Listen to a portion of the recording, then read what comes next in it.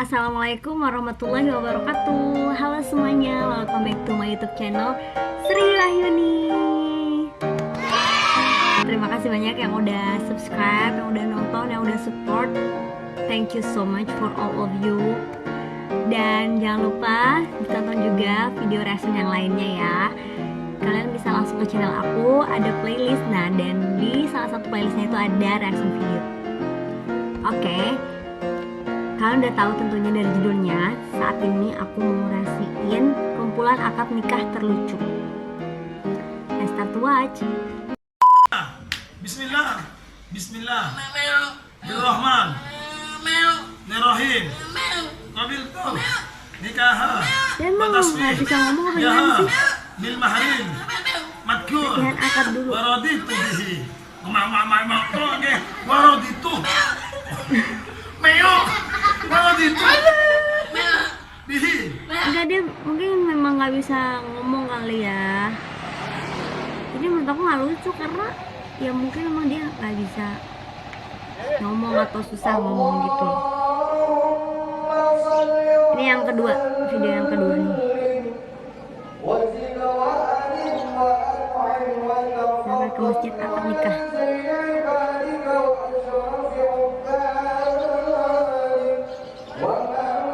Sakral banget ya, Masya Allah. Masya Allah. Adem banget dengernya, Masya Allah.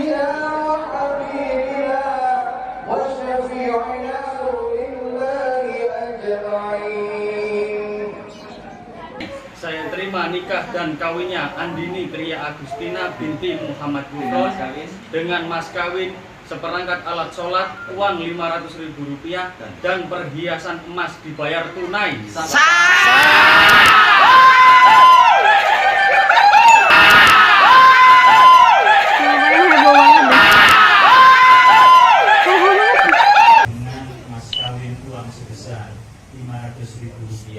Dibayar tunai. Saya terima nikahnya Nurlaini Hidayah. Saya terima nikahnya Nurlaini Hidayah. Saya terima nikahnya Nurlaini Hidayah. Dengan mas kawin berupa seperangkat alat sholat dibayar Saya terima nikah dan kawinnya Eni Hambia binti Abdul Wahid Rp500.000 dibayar tunai. Abdul Wahid Rp500.000 dibayar tunai. Abdul Wahid Rp500.000 dibayar tunai. Nggak jelas. Oh, ini yang heboh ceweknya.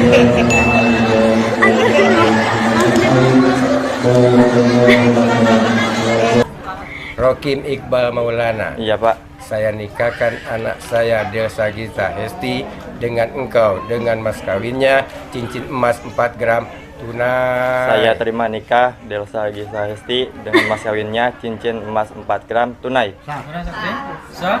Bukannya nggak jelas tadi ya? Kamu ngetos-tosan gitu sih? Tapi kayak nama ceweknya kayak kurang jelas nggak sih tadi? Kayak gitu. Dengan mas kawin uang Rp300.000 dibayar tunai. Saya terima nikahnya Sukanti binti Bapak Sukimin dengan mas kawin uang Rp300.000 dibayar tunai.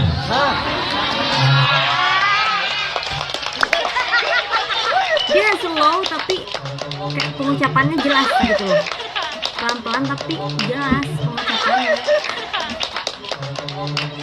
Disukani mas kawin rupi perhiasan emas 7,5 gram dibayar kontan tulat riba dibayar kontan tulat riba inkawine nikahe Kasim binti Bapak Dasmin halal. Saya nikahkan kamu dengan Musdalifah binti Haji Matto dengan mahar seperangkat alat salat tunai karena Allah.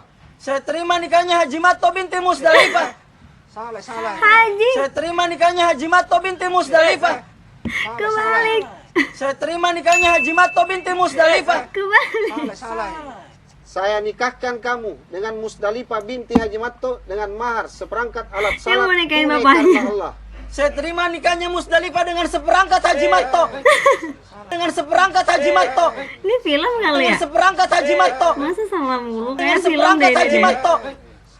Saya terima nikahnya Musdalifah binti Hajimato dengan seperangkat alat sholat dibayar tunai karena Allah. Sah. Malah dia bilang sah. Kenapa duduknya kayak gitu? Rp500 dibayar pajak. Dibayar pajak. Ada banyak-banyak ini. Dibayar pajak. Saya nikahkan dan saya kawinkan seorang gadis yang bernama Lita Arofa, putri Bapak Farlan dengan kamu, dengan wali bapaknya yang sudah pasrah wakil wali kepada saya dengan mas kawin uang Rp280.511 dibayar tunai. Saya terima nikahnya Lita Arofa bin Farlan dengan mas kawin anak sekolah, dengan mas kawin anak sekolah, dengan mas kawin anak sekolah. Boleh. Lagi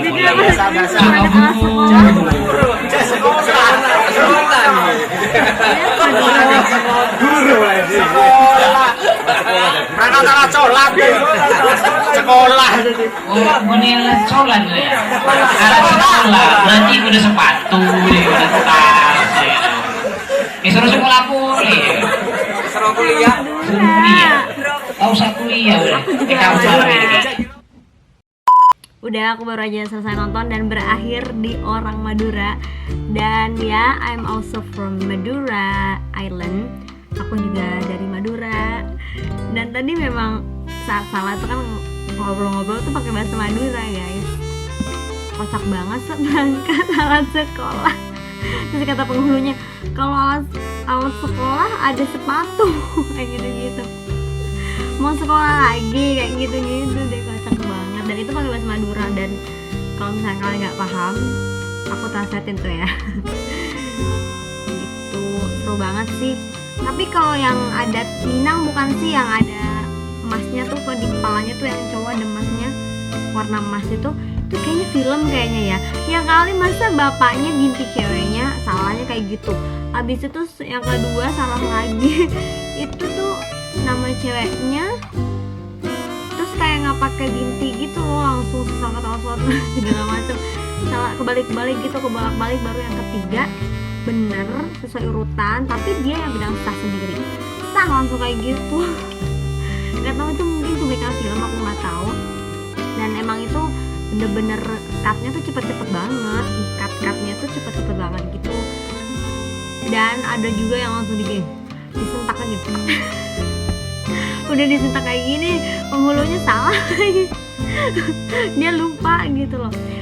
Dan oke deh, itu lucu, serius ini videonya lucu. Kalau kalian mau nonton yang aslinya, aku akan taruh insyaallah linknya di description box, kalian bisa langsung klik. Aku mau ngasih tahu sesuatu buat kalian guys. Jadi dulu ketika aku MTS di Dinia, guru Nahu apa Sorof ya, aku lupa. Kalau nggak salah guru Nahu ini Dinia ya, pas Dinia sore-sore itu beliau menanyakan sama kita gitu. Padahal ini kan di luar ilmu Nahu ya, kayak ini akidah gitu loh, masuk akidah.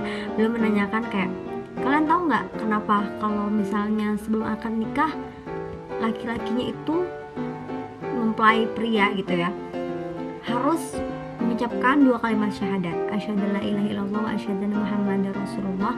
Kenapa kan? Terus kita kan bingung ya, kita tuh kenapa ya, maksudnya bingungnya kayak ya mungkin memang udah harus udah harus ngucapin kali, intinya kita nggak tahu lah alasannya apa gitu. Dan kemudian beliau mengatakan bahwasanya itu supaya akadnya sah gitu. Takut banget disengaja ataupun gak disengaja sebelum akad itu si mempelai prianya